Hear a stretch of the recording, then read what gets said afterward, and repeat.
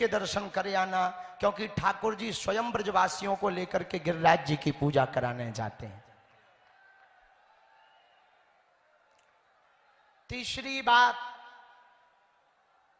आप सब जब घर जाएं तो जो आज 5 संकल्प लिए हैं, उन संकल्पों को आप दोहराएं जरूर। अपनी बैठकों में, अपनी बातों में सबसे कहें कि भैया ये जो पदयात्रा, इस पदयात्रा ने अनेकता फैलाने वालों के मुंह पर तमाचा मारा है। जब लाखों सनातनी सड़कों पर चले तो मानो एकता का समुद्र बहता चला जा रहा हो, ऐसा दिखाई पड़ा। और जो कट्टरपंथी विचारधारा के लोग थे, उन लोगों ने भी अंततोगत्वा हार मानी और मुसलमान धर्म के लोगों ने भी पदयात्रा का स्वागत किया। यह पदयात्रा आपकी एकता के कारण, आप सबके इतने समर्पण के कारण सफल हो पाई है। हमारी प्रार्थना है, जैसे आज आप पदयात्रा के लिए एकत्रित हुए, किसी भी हिंदू के ऊपर, सनातनी पर कोई हमला होना, तो यदि आप उनके लिए ऐसे एकजुट हो जाएंगे तो भारत में देश विरोधी और सनातन विरोधी रह नहीं पाएंगे।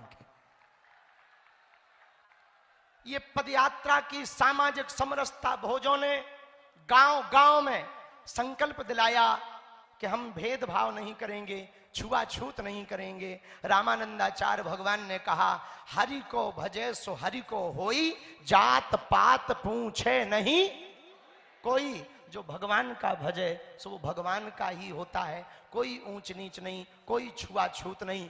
ऐसे 28 जगहों पर सामाजिक समरसता के भोज हुए इस पदयात्रा में। और जब 5 करोड़ की आबादी के बीच से ये पदयात्रा निकली तो चारों तरफ संतों का साथ, संतों का हाथ, महात्माओं का साथ, ब्रजवासियों का साथ, हरियाणा वालों का साथ, दिल्ली वालों का साथ, हाथ में हाथ था। वहां ना जात थी ना पात थी, केवल हाथ में हाथ था एकता का, सनातनी एकता का।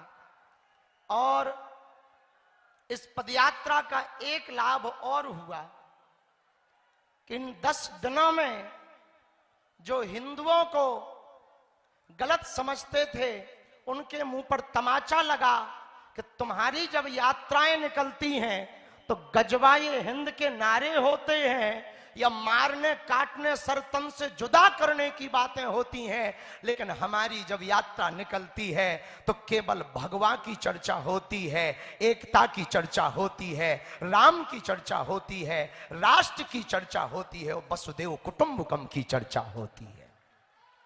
विश्व में शांति की बात करते हैं। और कुछ लोग ऐसे हैं जो इस देश में यात्रा करके, मजहबी कट्टरपंथी लोग विश्व में अशांति की बातें करते हैं। हम हिंदुओं से कहेंगे, यदि आप एकजुट रहेंगे तो हमारे गुरुजी वाला सिद्धांत सिद्ध होगा कि यदि तुम छेड़ोगे तो छोड़ा नहीं जाएगा। इस पदयात्रा से एक लाभ और हुआ। तुम्हें जल्दी तो नहीं है, हमें ऐसा लग रहा क्या क्या बोल दे, बहुत रह गए ऐसे बोलने को, अनुभव रह गए। फिर मन कर रहा ये बोल वो बोल दो, फिर मन कर रहा अब बोलना क्या है, चुप होने में फायदा है। तो चुप हो जाएं कि बोलें? बोलें। सुनो भैया, इतना ही बोल रहे, ये पदयात्रा रुक ना जाए। हम यहां से घर जाएं तो अपने गांव में कर लेना, अपने जिला में कर लेना, अपने प्रदेश में करना, ताकि वहां यात्रा, एकता की यात्रा का सूत्र गांव गांव चला जाए। तब आप जब घर जाएं तो इतना कहना कि हम पदयात्रा से, लोग पूछेंगे क्या लेके आए, कहना पदयात्रा से हिंदू एकता के लिए फिर से पदयात्रा लेकर आए।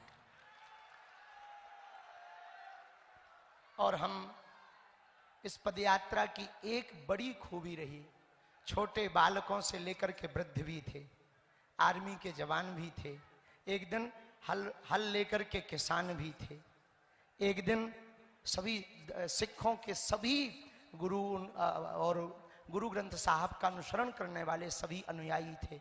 जब पदयात्रा आगे बढ़ रही थी, सभी वर्गों के लोग थे, बूढ़ी बूढ़ी माताएं थीं, वृद्ध वृद्ध दादाजी भी थे, भारत से भी थे, विदेशों से भी थे, संत भी थे, महंत भी थे, लेकिन एक बड़ी अद्भुत बात थी इस पदयात्रा में जो हमको देखने को मिली। अन्य मजहबों के लोग, बड़े बड़े ऊंचे पद पर बैठे लोग जब पदयात्रा में आए तो वो भी सड़क पर बैठे, और गांव का सबसे गरीब आदमी भी उनके बगल में सड़क पर बैठा। सिनेमा के लोग भी सड़क पर आए बैठने के लिए, और सत्ता के लोग भी सड़क पर आए बैठने के लिए। सिनेमा के बड़े बड़े लोग आई हैं। आज जब हम वृंदावन में प्रवेश कर रहे थे तो मध्य प्रदेश के मुख्यमंत्री जी आए, श्री मोहन यादव जी। उन्होंने सड़क पर बैठकर दीनहीनों के साथ सामाजिक समरसता का भोज किया, और उन्होंने कहा कि हम मंच नहीं जाएंगे, मंचों पे हम हमेशा जाते हैं। आप जैसे संत जब सड़कों पर उतरे हैं तो हम भी सड़क पर बैठ करके संदेशा देंगे। ऐसी अभूतपूर्व इसमें झांकी थी कि सब लोग सड़क पर थे। हम कहना ये चाह रहे हैं कि हम सब यदि एक जगह पर बैठेंगे, एक साथ चलेंगे। देखो, न हमें हिंदू हृदय सम्राट बनना, न हमें हिंदुओं का पोस्टर बॉय बनना, न हमें नेता बनना, न हमें पार्टी खड़ी करनी। हमें तो केवल सनातन का सिपाही रहना है। पर एक बात ध्यान रखना, हिंदुओं की एकता ना होने का यदि कारण है तो सब लोगों का एक ईगो है कि सब हमारे छत के नीचे आ जाए, हमारे छत्ते के नीचे आ जाए। ये सबसे बड़ी दीवाल है।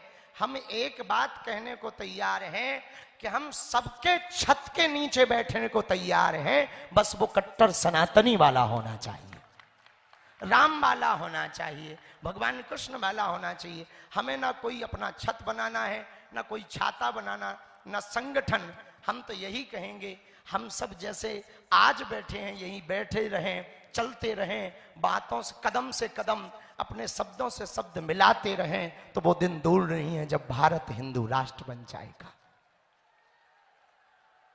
गजवाए हिंद चाहते हो या भगवाए हिंद? राम का अकबर का राष्ट्र चाहते हो या रघुबर का? अच्छा, हिंसा करने वालों का राष्ट्र चाहते हो या अहिंसा करने वालों का? बम फोड़ने वालों का राष्ट्र चाहते हो या नारियल फोड़ने वालों का? तनातनियों का राष्ट्र चाहते हो या सनातनियों का? अनेकता का राष्ट्र चाहते हो या एकता का? कौन सी एकता का? जोर से बोलो। क्यों? क्योंकि एक हम ही हैं जो तलवारों को गर्दन पर रखकर धर्म परिवर्तन नहीं कराते हैं। और इस देश की एकता की यात्रा है। जिन्होंने कहा कि ये देश के खिलाफ और संविधान के खिलाफ यात्रा है, तो हम आपको कह दें, इस देश में जन्म लेने वाला हर व्यक्ति हिंदू है, क्योंकि वो हिंदुस्तान में पैदा है। तुम पाकिस्तान में पैदा हो जाओ तो तुम सेकुलर कहलाओगे या अन्य तुम कहलाओगे। यदि तुमने हिंदुस्तान में जन्म लिया तो तुम हिंदू हो। अब बाप को बाप मानो या ना मानो। हमको फिर वो फिल्म की बात बहुत याद आती है, अमर अकबर एंथनी। अमर अकबर एंथनी 3 मित्र, एक मित्र चर्च में जाता, दूसरा मित्र मंदिर में जाता, तीसरा मित्र मस्जिद में जाता। मस्जिद वाला मस्जिद में नमाज पढ़ता, मंदिर वाला मंदिर में पूजा करता, चर्च वाला चर्च में प्रेयर करता और जिंदगी जीता। लेकिन जब फिल्म का एंड आता, फिल्म अंत होती, तो तीनों का बाप Kanhaiya. Secret crush. What a girl. What a girl body splash. You'll love it. What a girl. जाते उसकी जिंदगी निकल गई चर्च जाते हुए, पर जब खोजा सारा जहां तब पता लगा कि अपना बाप यहां। हम कहना ये चाह रहे, जो अन्य लोग अपने, जो भी भारत का व्यक्ति अपने आप को हिंदू नहीं मानता, भैया कोई दिक्कत नहीं है, सनातनी तो मान ले और सनातनी नहीं मानता तो भारत में तू रहता काहे को है? तुम्हें हिंदू से दिक्कत है, सनातनी हो जाओ। भारत तो सनातन का देश है कि नहीं? प्रभु श्री राम का देश है कि नहीं? भगवान कृष्ण का देश है कि नहीं? तो तनातनी है कि सनातनी? तो जो पैदा होगा वो तनातनी लिखेगा या क्यों लिखेगा सनातनी? क्योंकि सनातन के देश में जन्म लेने वाला सनातनी है। और जो नहीं लिख रहा तो उनके लिए बड़ी दूर नहीं है, लाहौर पकड़ लो। आपको हम ये भड़काऊ वाली बातें नहीं कह रहे हैं कि अपन को एकता करके किसी को मारना है ना। एकता करके यदि भारत हिंदू राष्ट्र बनेगा तो भारत में हिंसा नहीं होगी। भारत हिंदू राष्ट्र बनेगा तो गाय माता सड़कों पर नहीं, गौशालाओं में या गौ भक्तों के घर पर होगी। भारत हिंदू राष्ट्र बनेगा तो कोई तुम्हारे ग्रंथों को नहीं फाड़ेगा। भारत हिंदू राष्ट्र बनेगा तो कोई तुम्हारे संतों को नहीं मारेगा। भारत हिंदू राष्ट्र बनेगा तो कोई मजहबी कट्टरपंथी बम नहीं फोड़ेगा। यदि वो भारत में रहेगा तो वो भी नारियल ही फोड़ेगा। भारत हिंदू राष्ट्र बनेगा तो भगवा तो लहराएगा, पर भारत भी नित नई ऊंचाइयां पाता चला जाएगा। और इसमें कोई संदेह नहीं। हम एक बात कह दें, हम किसी पार्टी या राजनीतिक व्यक्ति से बिल्कुल भी हमारा मतलब नहीं, क्योंकि जो जिस पार्टी में हिंदू है उस पार्टी की पदयात्रा लेकर हम आए हैं। जिस पार्टी में हिंदू नहीं है उनकी पदयात्रा जरूर नहीं। जिस पार्टी में सनातनी है उन सब की पदयात्रा लेकर आए। पर यह बात कहते हुए हमको अतिशयोक्ति नहीं कि जब ये पदयात्रा प्रारंभ हुई तो 90 साल की वृद्ध महिला भी साथ मिली, उन्होंने भी आशीर्वाद दिया। 5 साल के बालक ने भी दिया, 10 साल के बालक ने भी हिंदू एकता का साथ दिया। पर देश की राष्ट्रपति जी ने भी कहा फोन लगाकर दूरभाष से कि आप बहुत अच्छा कर रहे हैं, भेदभाव मुक्त भारत कर रहे हैं। और प्रधानमंत्री जी के लिए भी हम कहेंगे, यदि वो तीनों प्रदेशों की पदयात्रा में ना वॉचिंग रखते, नजर रखते, तो शायद इतनी सफल ना हो पाती। यदि एक भी कैजुअलिटी नहीं हुई तो इस देश के परम सनातनी श्री नरेंद्र मोदी जी के कारण। प्रधानमंत्री तो सबका होता है इसलिए नहीं, लेकिन उन्होंने बहुत बारीकी, वो सनातन के प्रति तो पक्के हैं ही हैं, चाहे वो रामलला के लिए हो, चाहे वो भगवान महादेव के लिए हो, कहीं के लिए, लेकिन सनातन के लिए तो पक्के हैं ही हैं। और जब उन्हें पता लगा कि पदयात्रा अमुक जगह पहुंची और दिल्ली में ऐसा हो गया, उसी रात पूरी पदयात्रियों की सुरक्षा के लिए स्पेशल आदेश निकला और 6000 पुलिस फोर्स प्लस बढ़ा करके पदयात्रा को सफल करवाया।